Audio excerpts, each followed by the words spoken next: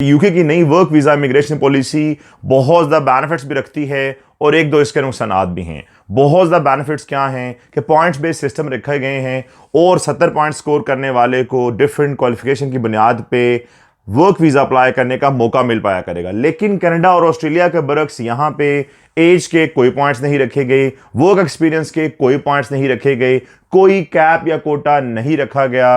उसके अलावा यूके में मौजूद जो हैं सिबलिंग या फिर पेरेंट्स या फिर किसी भी रिलेटिव के लिए एक्स्ट्रा पॉइंट्स नहीं रखे गए। किसी भी टेरिटरी या फिर सूबे की तरफ नॉमिनेशन के कोई पॉइंट्स नहीं रखे गए। सिरे से कोई भी बेसिक या प्रॉपर क्वालिफिकेशन भी नहीं मांगी गई। जो जॉब से रिलेटेड क्वालिफिकेशन होगी हाँ वो आप लोगों को जरूर देनी होगी। उसके अलावा एक दो ड्रॉबैक्स का जिक्र किया जाए तो वो ये है, यूके अब चाहता है कि वो जनरल वर्क वीज़ा पे जो है वो कम पढ़े लिखे लोगों को यूके में ना बुलाए, बल्कि ऐसे लोगों को बुलाए जो कि पॉइंट बेस्ड सिस्टम के थ्रू आएँ और ये कम से कम रिक्वायरमेंट जरूर पूरी कर लें, जो कि मैं वीडियो में आगे आपको बताने जा रहा हूं। तो ओपन सिस्टम पहले जो होता था कि किसी के पास जॉब ऑफर आई है उसको वर्क परमिट निकाल के दे दिया जाएगा, चाहे वो बार्बर है या फिर वो वेटर है या फिर कोई और इस तरह की मिलती जुलती जॉब है। अब है जनरल वर्क वीज़ा जो है उसको ख़त्म किया जा रहा है, बल्कि तमाम के तमाम लोग इस नई वर्क वीज़ा इमिग्रेशन पॉलिसी के तहत ही यूके का वर्क वीज़ा हासिल कर पाएंगे। बिस्मिल्लाहिर्रहमानिर्रहीम, अस्सलाम वालेकुम फ्रेंड्स।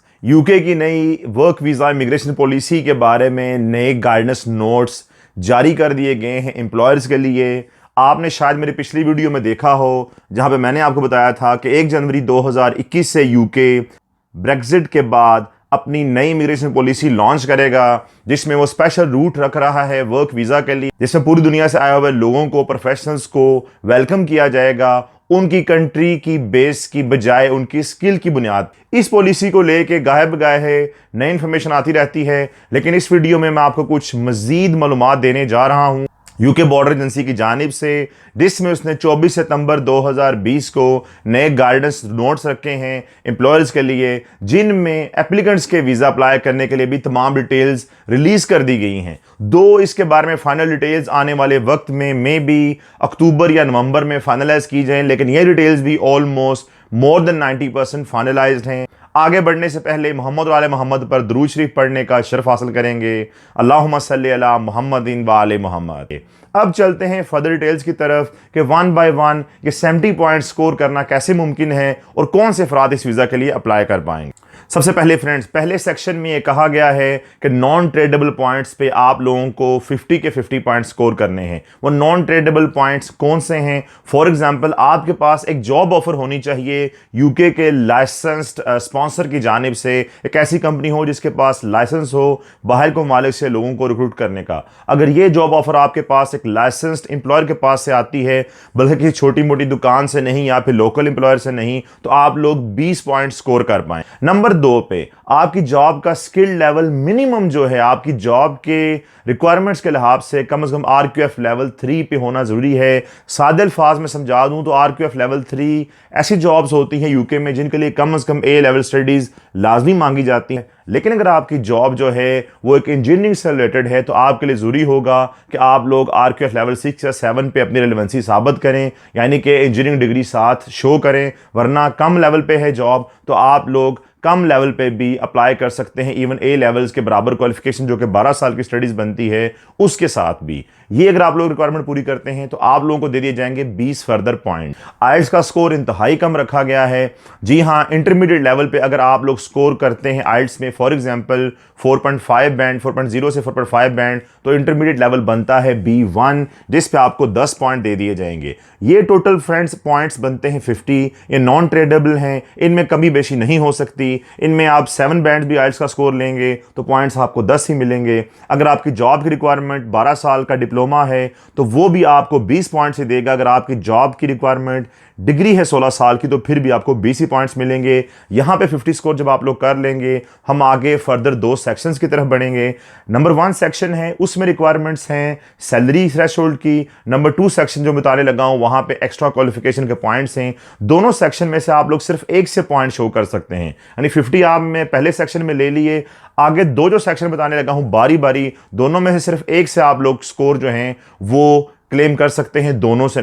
सबसे पहले फ्रेंड्स सेक्शन के बारे में बात करूंगा क्वालिफिकेशन से रिलेटेड, ताकि आपको आसानी रहे। अगर आप लोगों के पास एक पीएचडी डिग्री है अपने ही सब्जेक्ट में जो कि आपकी जॉब से रेलेवेंट भी है, तो आप लोगों को मिलेंगे 10 पॉइंट्स। अगर आप लोगों के पास पीएचडी की डिग्री है अपनी क्वालिफिकेशन के अलावा और वो स्टेम सब्जेक्ट्स में है, यानी कि साइंस, टेक्नोलॉजी, मैथमेटिक्स, इंजीनियरिंग, इन शोबा जात से रिलेटेड, प्लस वो आपकी जॉब से रिलेटेड भी है, तो फिर आपको मिलेंगे 20 पॉइंट्स। इसके अलावा अगर आप लोग न्यू एंट्रेंट हैं यूके की लेबर मार्केट में, फॉर एग्जांपल यूके से डिग्री कंप्लीट की है, तो आप लोग ग्रेजुएट स्कीम प्रोग्राम के थ्रू आगे मार्केट में एंटर हो रहे हैं, तो फिर भी आप लोग 20 पॉइंट स्कोर कर पाएंगे।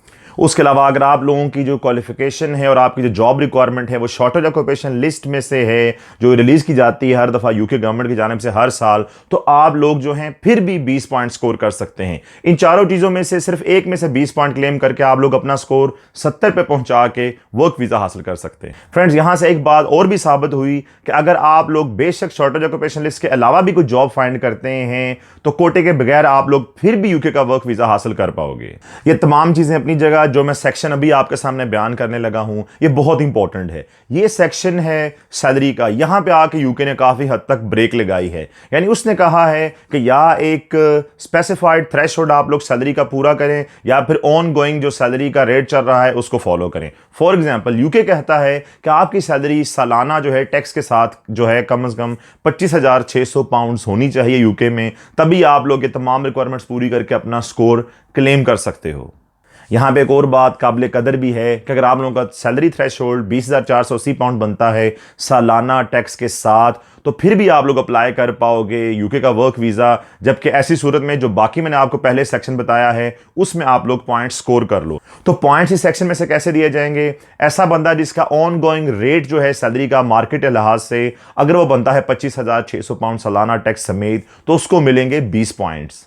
अगर आप लोग हेल्थ या फिर एजुकेशन सेक्टर से रिलेटेड किसी जॉब में जाते हैं, तो मिनिमम 20,480 भी अगर आपकी सैलरी बनती है सालाना टैक्स के साथ, तो फिर भी आपको 20 पॉइंट्स अवार्ड कर दिए जाएंगे। और अगर आपकी सैलरी फॉर एग्जांपल बन रही है 23,040 पाउंड टैक्स समेत सालाना, और आपकी जो सैलरी है वो ऑन गोइंग रेट के हिसाब से 90% बन रही है, तो फिर भी आप लोग 10 पॉइंट क्लेम कर पाएंगे। लेकिन अगर आपकी सैलरी बन रही है 20,480 पाउंड सालाना टैक्स के साथ और ये ऑन गोइंग रेट के हिसाब से 80% बनती है, तो फिर आप लोग 0 पॉइंट गेन करेंगे और यहां से आपको इस एट्रीब्यूट से बिल्कुल पॉइंट्स नहीं मिल पाएंगे। यहाँ पे आप लोग एक बात समझ लें, अगर आपकी सैलरी 25,600 पाउंड सालाना टैक्स समेत से कम भी बनती है और अगर आपको सैलरी में है 0 पॉइंट भी मिला है, तो जो पहले मैंने आपको सेक्शन बताया है क्वालिफिकेशन के हिसाब से, वहाँ से आप लोग 20 पॉइंट्स पकड़ लेते हो, तो फिर भी आप लोग अप्लाई कर पाओगे इस वर्क वीज़ा के लिए। फॉर एग्जाम्पल, एक बंदा जो मैकेनिकल इंजीनियर है वो अप्लाई कर रहा है जॉब के लिए और उसको सैलरी मिली है 25,600 पाउंड्स वाली, तो उसको जो है वो पॉइंट्स मिलेंगे उसके बावजूद 0। आम बंदे के लिए ये सैलरी 20 पॉइंट्स लेके दे सकती थी, लेकिन मैकेनिकल इंजीनियरिंग के लिए ये पॉइंट्स होंगे 0। क्यों? क्योंकि ऑन गोइंग रेट जो है वो बनता है मैकेनिकल इंजीनियर के लिए कम से कम 32,000 समथिंग पाउंड सालाना की थ्रेशोल्ड सैलरी का। यही थ्रेशोल्ड इवन आप लोग इमेजिन करें कि प्राइमरी टीचर या फिर ऐसे अफराद जो कि हेल्थ सेंटर में हैं उनके लिए 20,400 बनता है। यूके में हर साल annual survey of earning and hours जो है ASEH मुनक्कद किया जाता है, जहाँ पे सैलरीज का डिफरेंट रिकॉर्ड जो है वो मुतय्यन किया जाता है। और यहाँ पे आप लोग नेशनल जो सैलरी थ्रेशोल्ड है वो भी ऑनलाइन सर्च कर सकते हो यूके में, काम से रिलेटेड जो भी जॉब है उसके लिए कौन सा सैलरी थ्रेशोल्ड बन रहा है।